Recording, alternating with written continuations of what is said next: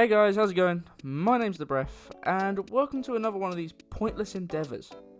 Today, I'm asking the question, can you beat Pokémon Sapphire with only a Gulpin?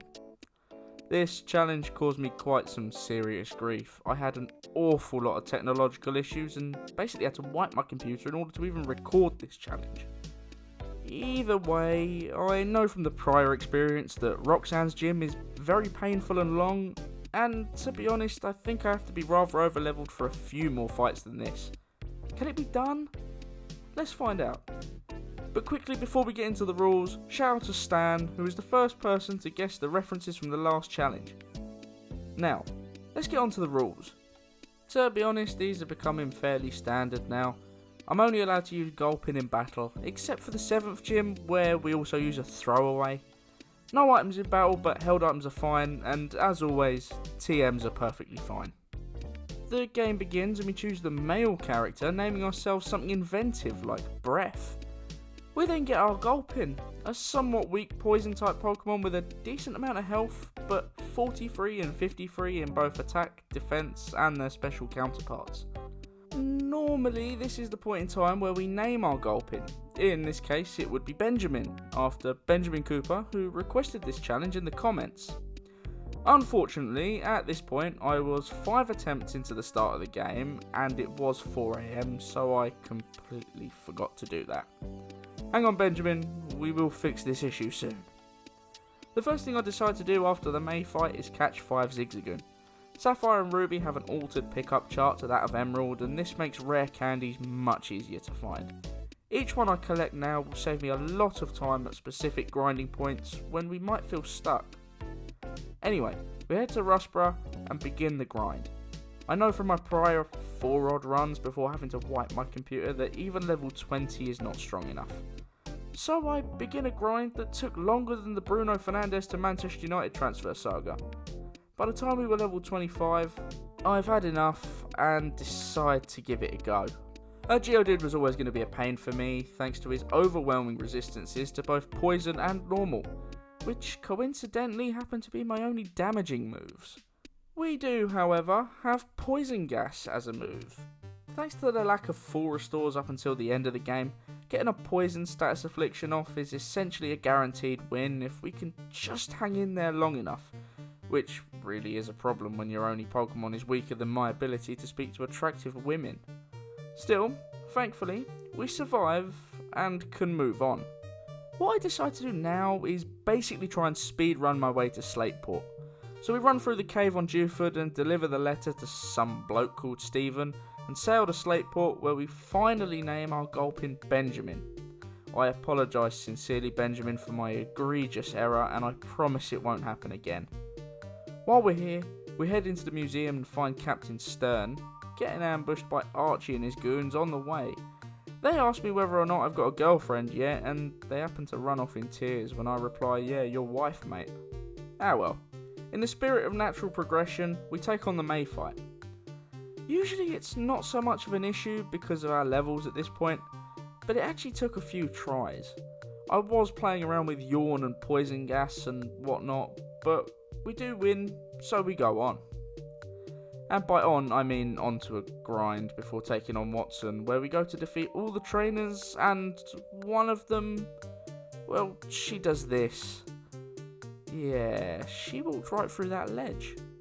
If anyone can explain this feat of marvel in the comments, then please do, because I really can't get my head around it.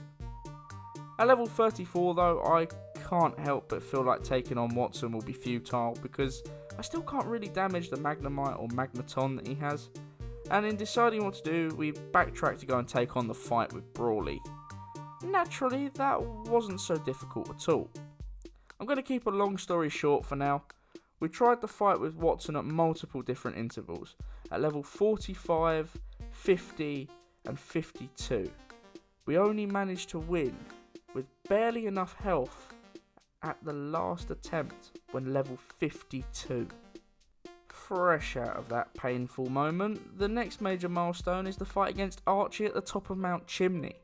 We've taught ourselves Shockwave after the Wattson fight, a decently strong electric type move that can never miss. Thanks to this, I think we can eliminate Team Aqua as a threat from the game. The Flannery fight that follows this surprisingly did take us a few tries. It was only 3 because, as it turned out, the attack drop that comes with being burnt was just one too much for Gulpin to be able to cope with, and we couldn't win the fight. The 3rd time was the charm, and finally we get to the point in the game where we can challenge our father. On the way back, we collected a fossil. The root fossil, but by all means ask in the comments about which one I took. Something about an algorithm? That's not my issue. The fight with our father only took us 1 attempt, and we don't actually struggle here because he's not as good a gym leader as he thought he was. Also, he's not a very good role model either, given that he's practically abandoned his family to spend all day and night in a poxy gym.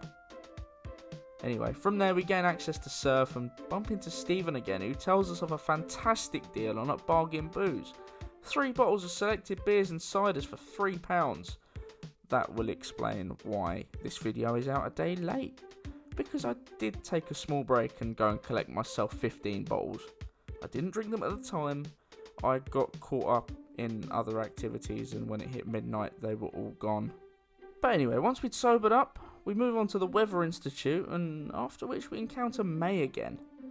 The fight itself is really simple, apart from me being an idiot and trying Toxic on Marshtomp. Sludgeborn basically wipes her entire team aside and paves the way to Winona's gym. She can't really cause us any type of issue here because of our level and Shockwave.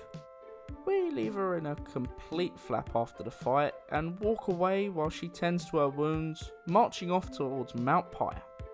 At the summit of which, Archie manages to walk away with the red orb, while the lovely old woman spends some time with us and sends us away with a big throbbing blue ball.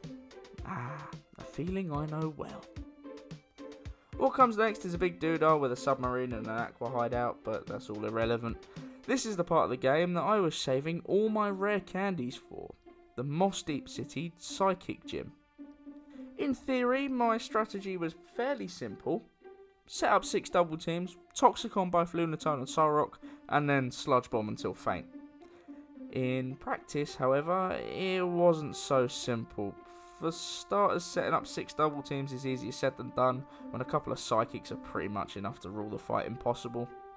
Eventually I realised I'm going to need more levels, mainly for the more health and the more special defense stats that I can tank maybe a couple of Psychics if needed. Luckily, I had a good number of rare candies saved up from our Zigzagoon partners. At level 70, we're strong enough to tank the hits, and I was satisfied that it was now just a case of waiting for Toxic to do its job. Thankfully I was right, and we're able to win. Following this is the fight with Archie in the seafloor cavern, and it must have been an exciting one because when we were done battering the living daylights out of his team, Kyogre wakes up and does one off towards Sutopolis with us shortly in tow. When we get there, we realise the situation is about as dire as it would be if I tried to chat someone up. We go inside the Cave of Origin, catch Kyogre and head in to challenge Wallace. The water-type gym caused us a couple of issues. A few times we fell victim to Whiscash's Earthquake, and Milotic wasn't actually as easy as I would have liked. But we get a fantastic run, and finally, the 8th and final badge is ours. Now lads and lasses, it's Elite 4 time and I'm gonna level with you. I'm a bit of an idiot. Actually, screw that. I'm a huge fucking idiot. Was my brain fried at the time? Yes. Was I tired and not thinking straight? Yes. But the main issue was Phoebe. Her ghost types proved too strong for me time and time again. To make things easier on myself, I taught Gulpin Return instead of Double Team, to deal with Sydney mainly, and leave us enough PP on the other 2 moves to hopefully destroy the 2 Dusclops with their pressure ability. I got very stressy and a little bit depressy, and thanks to grinding and killing time and collecting rare candies, I failed to win over and over and over and maxed out my level.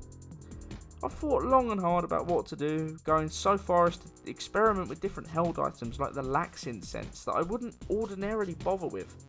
Oh, and nipping off to buy another TM for Double Team. And it turns out that a lot of that was practically irrelevant because the answer was staring me in the face all along. But this is how our Elite 4 run goes. Sydney was not an issue. Thanks to Return, Sludge Bomb and Shockwave, we sweep his team. This really wasn't the problem since we were beating Sydney since we were in the mid to late 70s. And then we got to Phoebe again. I saved here because as far as I was concerned, if we didn't have the items or technique to do it now, then we couldn't do it at all. And then I stumbled across the TM for Shadow Ball, and remembered that Gulpin can learn Shadow Ball. And I slapped my hand into my forehead, and I watched Shadow Ball basically sweep her entire team. And my flatmates watched me lose the will to live and had to physically stand in front of the fridge to stop me from getting to the vodka. Anyway, after that, and a shit ton of antidepressants, came Glacier. And quite frankly, she didn't have anything capable of stopping us. Drake, however, yeah, he did. His Flygon no Dragon Breath, a move that seemed to paralyse me more often than not. We get a few good runs, sometimes even making it to Salamence. Eventually, we get an amazing run and make it to Salamence free of paralysis and with a substantial chunk of health. We get a Toxic Spree set up and that basically seals its fate, and we've only got the champion to go. Seeing as Toxic is basically useless to us against a Steel type user, I make the call to ditch it and relearn Double Team. In principle, the strategy is again simple: set up 6 double teams on Skarmory, and from there, just wing it. Wing it worse than I did my university exams. We have the King's Rock equipped for this fight. Anything we can do that might be of help, eh? We do successfully set up the double teams and Shockwave our way past Skarmory. Clado is sent out second and Shadow Ball does its job and sends him away. Aggron and Metagross were my 2 main worries for this fight, but Aggron turned out to be less of a worry than I thought it would be. We get an initial flinch thanks to that King's Rock, and Steven uses 2 full restores on him, but ultimately we defeat him and move on. Metagross is usually a pain in the arse here. I realise the best way to do this is to go with Shadow Ball as a physical attack in this generation, and we have better attack stat than the special attack thanks to our nature and whatnot. It didn't take too long, and only 1 full restore before Metagross departs. Cradilly drains 3 Sludge Bombs and Steven's final full restore, leaving us only with our Maldo. 2 Shadow Balls later, and we've beaten the Hoenn League. And we've also beaten this challenge, because Benjamin has rightly earned his place in the Hall of Fame. No thanks to my own stupidity though. At the start of this challenge, I asked a simple question. Can you beat Pokémon Sapphire with only a Gulpin? The answer? Yes, you can. I would actually totally recommend this challenge. It's fun enough and yet challenging enough in equal measure, and as I've experienced the annoyingness at times, I'd say it's fairly safe to do. Overall, give it a go and let me know in the comments or on Twitter if you use a different strategy to what I have. I'd be curious to know what comes about of it. Alright guys, thank you so much for watching. Like and subscribe for more challenges like this, and comment down below anything you might like to see me take on in the future. And please, join me next time, where I ask the question, can you beat Pokemon Red with only a Geodude? Again, thank you so much for watching guys, and I'll see you in the next one.